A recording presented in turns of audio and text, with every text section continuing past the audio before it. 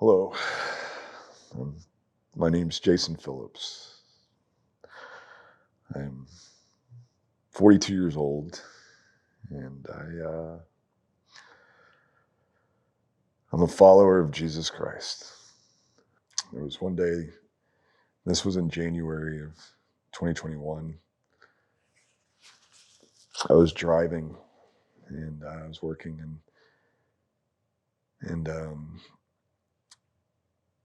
Jesus just spoke to me just out of the blue, and he apologized to me.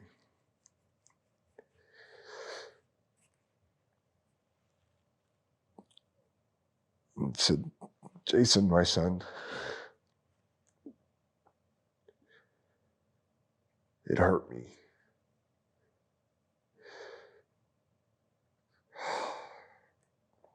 It hurt me to hear you cry out, to take you away, to take you out of there. And I'm sorry that I couldn't do it. I needed you to there. I needed you there to be the man that I have intended you to be. But I was always there with you.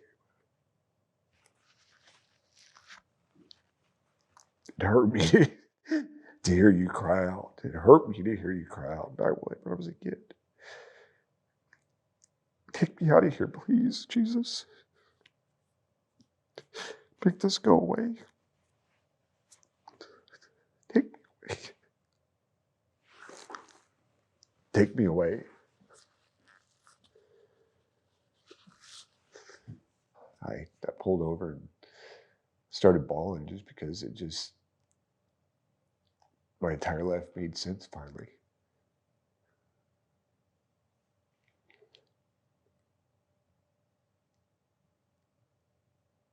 He was always with me. He was always had me.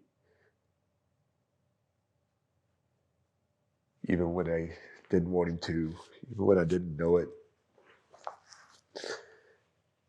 Everything I've done, he's always been there with me.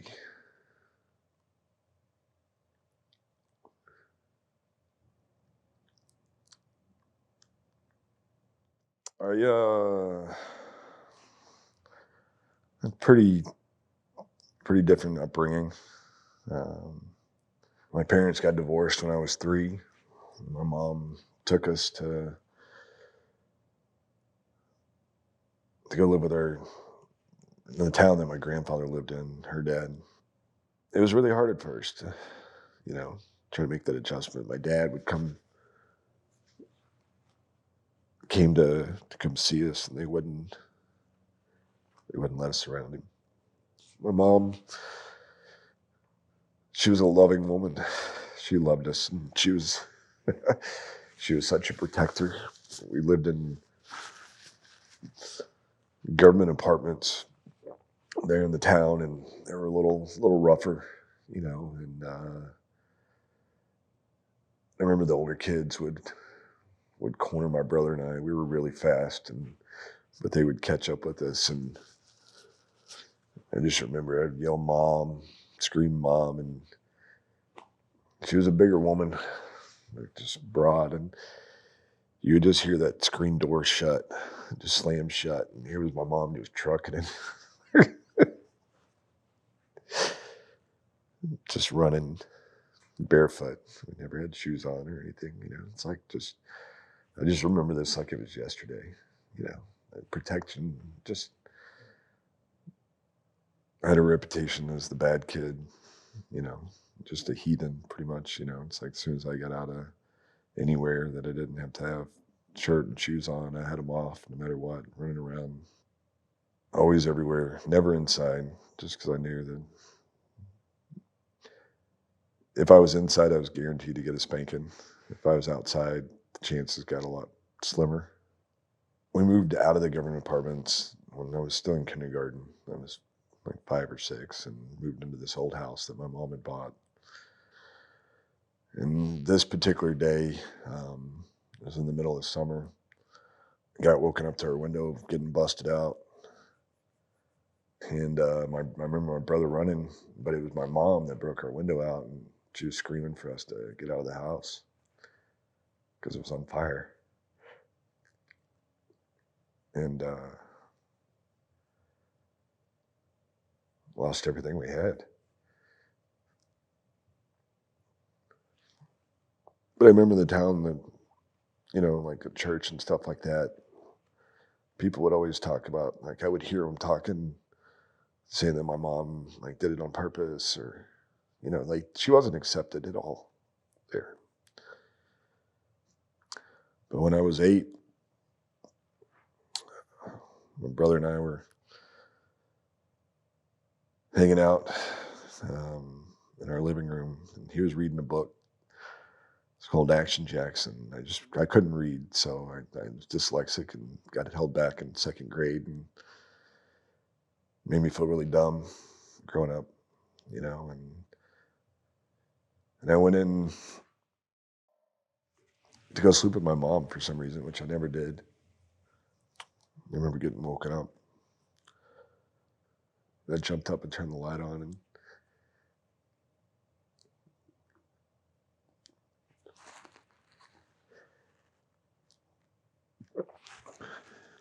saw my mom just flailing in the bed, just shaking. I ran in to get my brother, and we came back, and by that time she had stopped shaking, and she was laying on her back and just gasping for air. My grandfather came and picked us up and took us to our great grandmother's house, and then came and picked us up shortly after we'd fallen back asleep and told us that her mother was dead.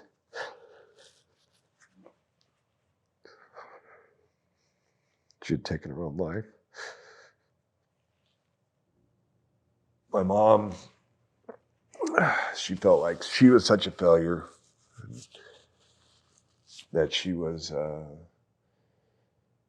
ruin our life. That she would ruin our lives if she continued to raise us.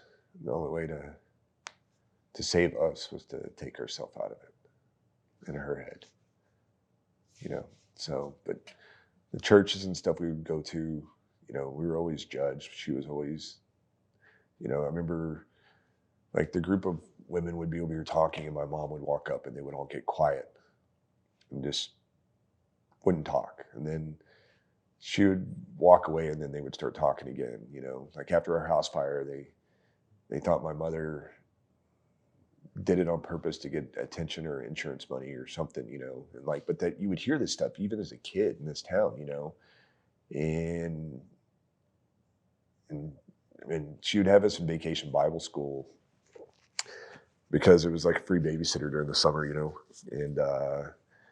and so there were so many churches in this small town, and this town had like, I don't know, 600-700 people in it, but there was probably 10 churches there, and each one of them did their vacation Bible schools different, and but we already had a reputation as the bad kids, but we got kicked out of every one of the vacation Bible schools, and but I always took that as like absorbed that as maybe that's why my mom did what she did, as a kid growing up with that, just that feeling of just abandonment and just not being loved, like everybody looking down on you, and just validated that unlovable part that I had inside of me.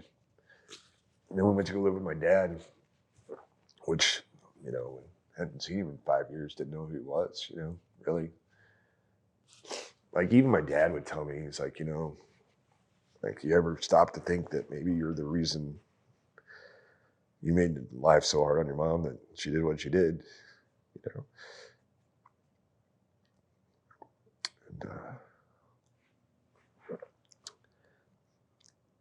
And it would set in. Just I was unlovable, Never knew what love was. My mom loved me. Oh God, did she love me? And I knew it, But to be like go from a rainforest tree or plant that has all the water and everything to be just taken and uprooted and moved out to the desert to where it would kill most plants, because my dad didn't know how to show love. He was a very closed off man.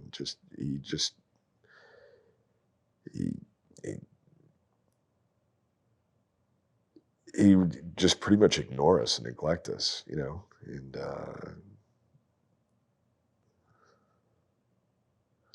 but I always knew that it was going to get better.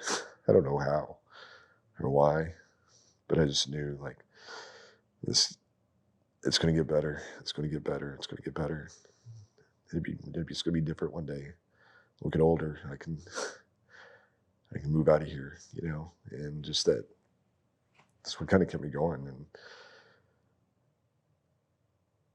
I remember it was like 28, and lived with my roommate. And both of us were just degenerates, just just always at the bar drinking and just running from everything, and I remember this particular day, my roommate just got arrested, and I was getting evicted from my apartment. The cops were actually looking for me because of traffic tickets that I owed, and they came to my house. They came to where I did work, but I just got fired right before that, so I lost my job. In my vehicle, the tow truck drivers were coming to repo it, and I remember feeling all that all at the same time.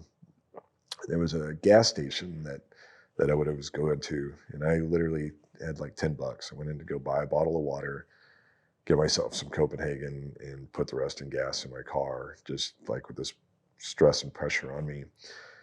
And I went there all the time, and there was a Middle Eastern guy that was there a lot.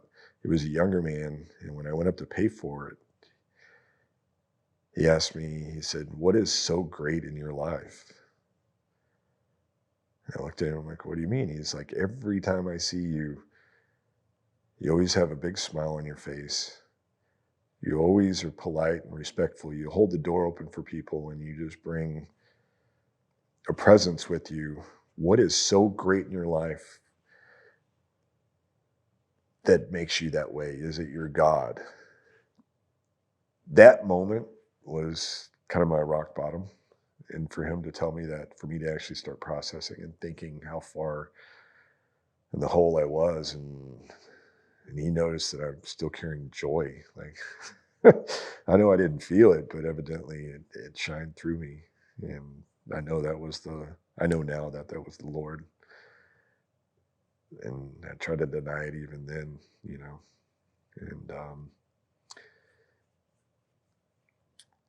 but that day, like, it did change me, I didn't want to live like that. I wound up getting another apartment before the eviction showed up on my record. I started my business, and I was able to pay off what I owed on my car.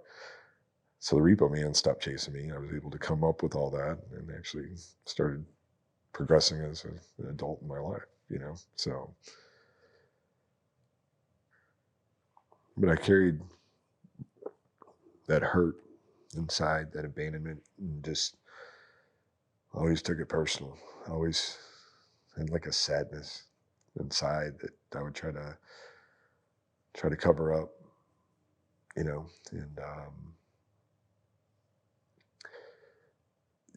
I'd grown a business, had it operational, since '08. I encountered a lot of people. I was had an interest in everybody, and one of my strong suits was I could have a customer that was really upset at one of my employees, or just in a really bad mood, and I would show up and I could diffuse it, like, just not necessarily being there to diffuse it, but just talking to him, speaking with him, and interacting with him. It was just like a gift that I had. And I'd met a lot of people through this, running my business, and um, But there was one particular guy that I met. Um, the Lord just put us on the same job. I was doing startups for a large pool builder, and he was on a landscaping company, and he was there doing the backyards, for the around the pools and stuff. And I met him on this particular job, and we just started talking, and I mean, conversation went from everything in life, and so him and I would communicate and talk, and I'd go over there and drink a beer with him, and we'd always talk about the Lord, but it was, I wasn't able to receive that, and I believed it, but I wasn't able to receive it, and I continued on my path, and I'd carried all this stuff, all this guilt and shame on myself, and you know, I was at a point to where I was tired of carrying it all, and this brokenness. I was feeling like I was supposed to do a job for Cliff, put in some lights and meet up with him, but I was avoiding him because I didn't want to talk about God. I didn't want to talk about Jesus. On It was a Sunday, November 1st of 2020. I got really drunk the night before, picked an argument with my wife and everybody around me. It was very destructive, and and which it wasn't out of the blue thing. I would do that, but it had progressively gotten more and more, and I was pushing my wife away. I was pushing everybody away, and I just remember feeling really, really low and just sad. And I would have visions. Sometimes I would see things, and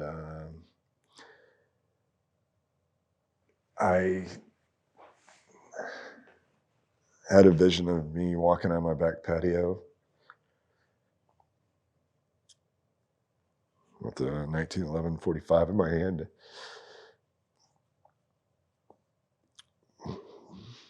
put it to the side of my head and pull the trigger. That vision was so real, it's almost like it happened.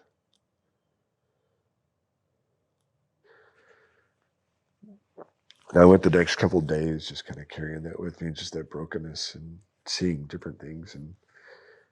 And I was in my office. I was by myself. And 'cause this is in 2020 after the pandemic hit, like no one came to like my staff and everything just started working from home, or what staff I had left. My business had gone from 10 employees down to 5, and I mean, the enemy was just running amok on me. And I picked up my phone and I called Cliff, expecting him to be angry at me for avoiding him as long as I had, and he answered the phone. And but and his first thing was he said, "Hey, what type of shit are you in right now?" And I kind of started talking to him a bit about it, and he said, invited. He's like, later on this afternoon, a buddy of mine and I are gonna be at the pool. Won't you come by? He's like, you need to check out my lights anyway. He said, I have a friend named John. He comes over and he may be in the pool. If he's there, just introduce yourself to him and let him know that I'm on my way. And so I walked back there, and sure enough, John was in the pool. I and just started talking to him, and just kind of telling him, what I was going through, what I've gone through, what I was carrying, and just broke down. I was weeping, just that sadness, that brokenness that I've carried for so long. He told me that it's like the Lord gives me pictures sometimes with people. He said, I don't know what they mean, so I can't tell you, I can't give you detail on it. He's like, but the Lord gave me a picture and wants me to share it with you. And he's like, would you like it? And I said, yes, please. And he told me, he said, the picture that I received from you, from the Lord for you, is you turning playgrounds into obstacle courses. Like, it's really weird. What does that mean? He said, like I said, I don't have the definition behind it. Just ask the Lord. He's like, but I do know that obstacle courses aren't always there to distract you. They're there to prepare you, to train you. And when I was a kid, I would always make obstacle courses out of everything. I was always outside, and we'd always make our own obstacle courses and swing from the tree, jump over the ditch, like crawl through this. And so I just started thinking about how much I liked them, and we were sitting there, and Cliff looked at me and he's like, Jason, he's like, the Lord's telling me you need to reset. I'm like, reset what? Like, yeah, I agree. I need to reset. I need to do something different, but I don't know what it is. And I was getting ready to leave, and John's like, do you mind if we pray for you? And they're in the pool. I'm out of the pool. I'm got my feet in the water, and they're praying, and I couldn't even tell you, but I just felt the Holy Spirit and like His presence. And I had a picture that was given to me, and it was me, just a quick vision of me getting baptized during this prayer. And after the prayer, I stood up and was putting on my shoes, and I just remember I was weeping. I was putting on my boots, and John looked at me and said, Jason, just so you know, whenever you're ready to be saved and baptized, I'll do it any place, any time, any place. And instead of putting my boots on, I stripped down to my underwear, took my clothes off, my boxers, let me rephrase that. And I received the Lord that day, received Jesus. The pain that I'd carried with me for so long just went away, and through the baptism there in the swimming pool in my underwear, I didn't open my eyes. I just stayed there in His presence because I felt His presence. And with my eyes closed, when I came out of the water, I stood there. I don't know how long it was, how much time it was, but I got to see. Not only did I feel it, I got to witness it in the spirit of what it truly represented to have everything washed away. And the vision that I had, it was just solid, total blackness. And that blackness just got took over by red. And then that red dissipated to clarity and purity. And I became a new creation that day. I was able to truly receive it. For the love that I've always had for others, I never could have for myself. And to feel that unconditional love, that same love that I witnessed when my children were born, the unconditional love that he has for us is just so amazing, just so overwhelming. Just